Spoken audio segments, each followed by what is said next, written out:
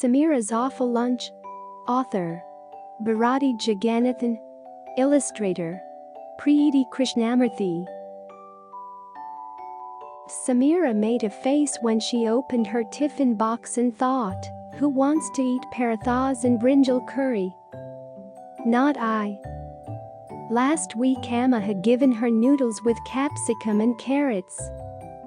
"The noodles are squiggly and they look like worms," she said when she went back home. "I don't like noodles." The next day, Amma made upma with peanuts and peas, but Samira ate only the peanuts in it and took the rest back home. "It was like wet sand," she said when Amma asked her why she hadn't eaten it. "Shall I give you idlis?" asked Amma. "Oh, yes. They would be lovely to play with. I can toss and catch them. But I will not eat them. Idlis taste like mud." So now there were parathas and brinjal curry.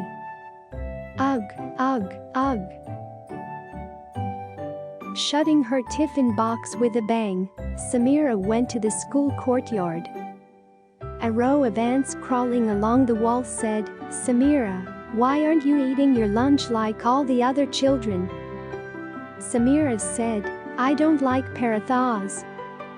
I don't like vegetables. I don't want any lunch."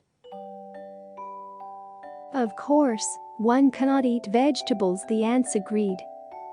They offered her the wing of a cockroach that they were carefully carrying and said, "Now try this, it is really delicious."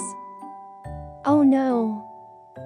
I don't want any horrible cockroaches," said Samira and ran away to the garden. Colorful flowers were blooming in the garden, and butterflies were flitting from one to the other. An orange butterfly with black checks and stripes said, "Hello, Samira. Why aren't you eating your lunch like all the other children?" Samira said, "I don't like parathas. I don't like vegetables. I don't want any lunch." "Of course, one cannot eat vegetables," the butterfly agreed. "Why don't you drink some nectar from the flowers like us? It is really delicious." Samira put her tongue into the center of a flower, but could find nothing. "I don't want any nectar. And I think you are fooling me," she cried. She ran to the big pipal tree in the lawn. A crow cawing above called, "Hello, Samira. Why aren't you eating your lunch like all the other children?" Samira said, "I don't like parathas. I don't like vegetables. I don't want any lunch." "Of course, one cannot eat vegetables," the crow agreed. "Here, I'll give you something nice," and it dropped a half-eaten mouse for Samira. "Oh no.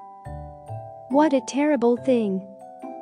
Keep your mouse for yourself," screamed Samira and ran away to stand near the wall. Some sparrows were chirruping on the ledge of the wall and called out, "Hello, Samira. Why aren't you eating your lunch like all the other children?" Samira said, "I don't like parathas. I don't like vegetables. I don't want any lunch."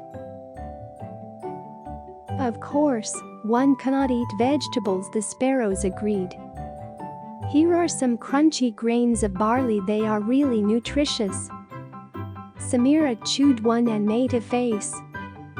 "This is like eating pebbles. Even upma is better." A kind sparrow at once asked her, "Would you like some soft, juicy worms instead?" Just a minute just before it flew off to get her a worm, Samira said, "Worms indeed. No, thank you. I would much rather eat noodles," and ran to the gate of the school. A cow was lazily chewing cud just outside and mooed when it saw Samira. "Hello. It called, "Why aren't you eating your lunch like all the other children?" Samira said, "I don't like parathas. I don't like vegetables, especially brinjals. I don't want any lunch." "Of course, cooked brinjals aren't nice at all," the cow agreed. "Let me bite off some of this grass for you. It is particularly sweet after the rains. You should eat it with the hibiscus bush next to you. You are so lucky. I wish I could get inside this gate." Samira was disgusted. She said, "I don't want to eat any grass. Nor any bushes. Even idlis would taste better than grass. And I am glad the gate is closed because the hibiscus has pretty flowers, and I don't want you to eat them."